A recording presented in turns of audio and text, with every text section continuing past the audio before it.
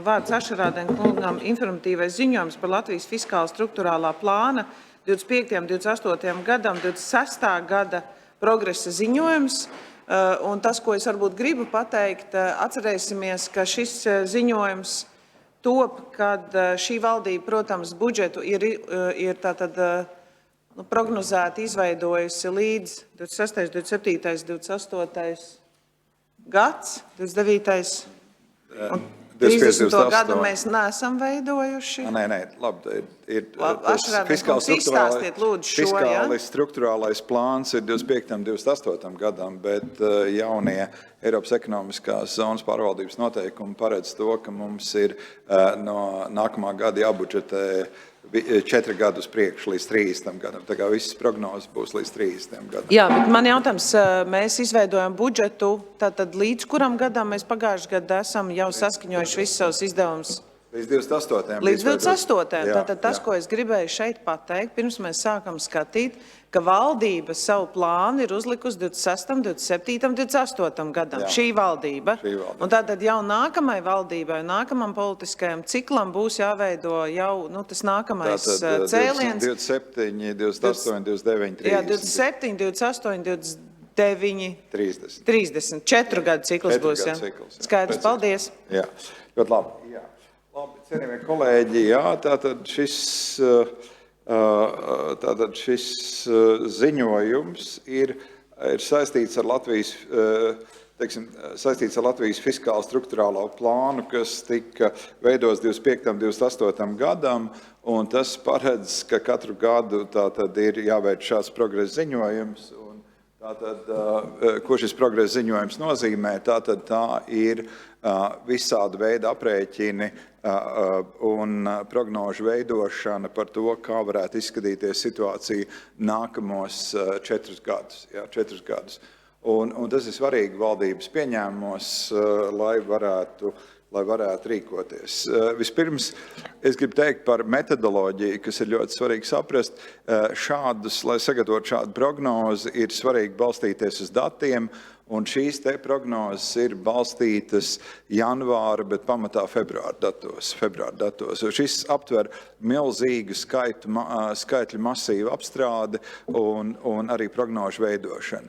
Tātad Irānas krīze šajos dokumentos ir ietverta tikai daļēji pēc tam, kad tika pabeigta novērtējumi, tad, protams, veidojot attiecīgi pozitīvo bāzes un negatīvo scenāriju, ir veikts arī šāds scenārijs. Tad, pirms mēs sākam apskatīt skaitļus, es pilnīgi noteikti gribu teikt lielu paldies ekonomikas ministrijai, jo šo lielo, es nezinu, cik tas ir, tagad ir šajā grāmatā, ir 303 lapspuses, ja, ar dažādiem novērtējumiem un analīzēm. Tas tiešām ir liels fundamentāls dokuments. Un man vajadzētu prezentācijai ļoti garu laiku, lai šo visu izstāstītu, bet mēs mēģināsim savilkt to visu kopumā, lai jums tad pateikt pašu galveno šajā te prezentācijā. Es lūkšu palīgā arī Saks kungu man. Bet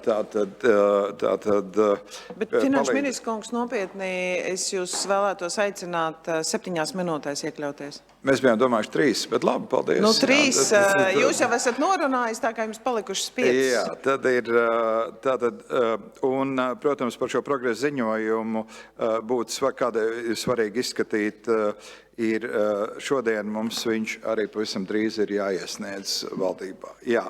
Tātad šeit ir, tas, ko es gribēju pateikt, tas ir daudz valdības institūciju kopdarbs šīs te prognozes, un tātad, kā mums izskatās, tātad šajās attēlos jūs redzat, kā mums izskatās ekonomiskās prognozes šobrīd šajā situācijā, izejot no februāra datiem. Tātad šeit ir IKP faktiskajās cenās. Jūs redzat, ka, ja 26. gadā mēs plānojam 45,6 miljārdi, tad pie 30. gadā IKP varētu pieaugt līdz 56,5 miljārdiem. Tad ļoti svarīgi skatīties ir, kāda ir IKP izaugsme, un 26. gadā tie ir 2,6%, 27. gadā 2,7%, un tad nākamajos gados saglabājas līmenī 2,6, 2,5%. Attiecībā uz inflāciju šobrīd bāzes scenārijs paredz, ka viņi saglabāsies 2,9, 2,6, 2,6, 2,3 un 2,3% līmenī. Protams, šeit ir dažādi veidi kalkulācijas un varietātes, bet, kā jau es teicu, šiem aprēķiniem ir bāzes un negatīvais scenārijs, un tātad mēs joprojām neko daudz nezinām par Irānas krīzi, un šeit ir tādi strauji pagriezieni katru nedēļu, un šobrīd tātad jūs redzat šīs skaitļu rindas, kurās ir tātad koriģēti šie gan IKP dati, gan inflācijas dati. Tātad svarīgākais, ko varētu pateikt, tātad, ja izpildās negatīvais scenārijs, tad potenciāli šī prognoze paredz, ka IKP varētu izaugt tikai 0,7% apmērā 26. gadā, 27. 0,8%, pēc tam scenārijs paredz, kad izaugsme atgriežas 2,3%, 2,5% un 2,5% apmērā, bet tie ir tie potenciālie samazinājumi, kādi varētu būt šai ekonomikas krīzei, militārai krīzei ieilgstot. Līdzīgi arī ar patēriņa cenu indeksu mēs redzam, ka inflācija varētu būt augstāka. Tā kā šie ir sākotnēji aprēķini, un tātad, kā es teicu, augustā Finanšu ministrija veidos jaunu prognozi, un tā būs jau balstīta uz tiem datiem, kas balstīsies reālajā situācijā. Saks kungs, tad iesim tālāk, lūdzu. Jā, labdien! Nākamā bildīte jau ir nevis par makro, bet par fiskālo. Tātad šeit jūs redzat deficītu. Viena labā ziņa. 26. gadā mēs plānojam pašlaik 3,3 vietā, kā tas bija uz budžeta 3. Kāpēc? Tāpēc, ka ekonomika tomēr aug un ieņēmumi ir lielāki nekā mēs bijām plānojuši.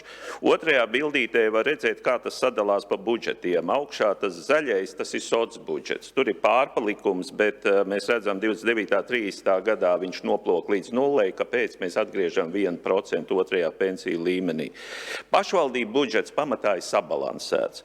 Un tā lielākais sloks mums ir uz valsts pamatbudžetu, kas veido tad lielāko deficītu. Nākamā bildīte ir par aizsardzību.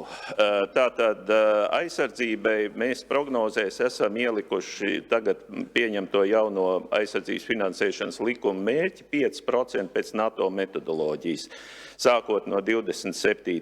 gada. Un tātad tur var redzēt līdz ar to, kā pieaug šie izdevumi. Naudiskā izteiksmē 30. gadā tie sasniedz 2,83. Otrajā bildītē savukārt mēs redzam, kā viņi sadalās starp investīcijām un uzturēšanas izdevumiem.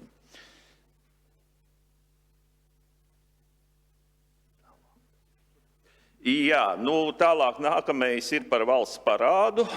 Kas mums notiek ar valsts parādu? Tātad, tā kā mums ekonomika un arī inflācija tomēr bija augstāka, tad tas ietekmēja parādu, un parāds mēs toreiz domājam, viņš sasniegs 55 tūltam, tad pašlaik mēs redzam 30. gadā viņš aiziet gandrīz 53. Tā kā viņš ir zemāk, un tā otra līkne rāda, kā tas bija uz budžeta veidots. Tātad tā ir labā ziņa, un otrajā bildītē savukārt mēs redzam, ka tuvākajos gados pārfinansēšanas apjomi ir pietiekami lieli. Naudiskā izteiksmē 30. gadā parāds sasniedz 30 miljārdus. Un nākamā bildītē, kā jau ministrs teica, ir optimistiskais un pesimistiskais, ne tikai bāzes scenārijs, un šeit ir redzama, tātad, kā tas ietekmē bilanci un valsts parādu.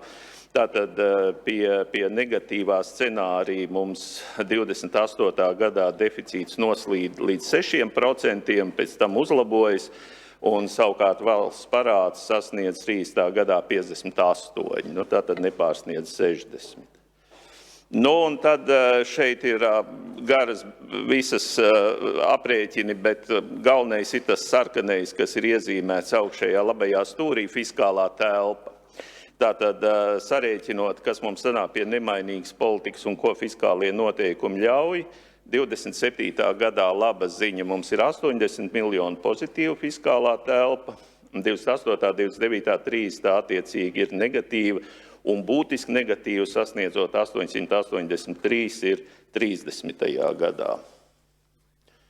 Tad tas, kas nav šajā negatīvajā fiskālajā telpā ievietots, ir virkni valdībā pieņemt lēmumu, kur principā ir akcepts, bet jautājumu par budžetu skatīt budžeta sagatavošanas procesā. Šeit ir apkopoti visi šāda veida pieņemtie lēmumi, un tātad papildus tam, tātad vēl, ja to saskait kopā, tie veido 27. gadā 200 miljoni, un tālāk jau 30. gadā un tālāk kaut kur 400 miljoni.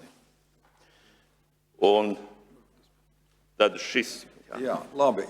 Droši vien ir nedaudz vērts ir runāt par tiem faktoriem, kas ietekmē to situāciju. Un tātad ir trīs lietas. Tātad pirmā ir fiskāla atkāpe, ko mums deva tātad Eiropas Savienības ekonomiskās pārvaldības noteikumi aizsardzības finansējumam, un par cik šī atkāpe beidzās 29. gadā, tādēļ tātad šie izdevumi pāriet 848 miljonu eiro veidā uz budžetu. Tad ir lielie jautājumi, vēl viens jautājums, kas ietekmē fiskālo telpu, noteikti ir banku solidaritātes iemaksu beigšanās 27. gadā, kas ir skaidrs.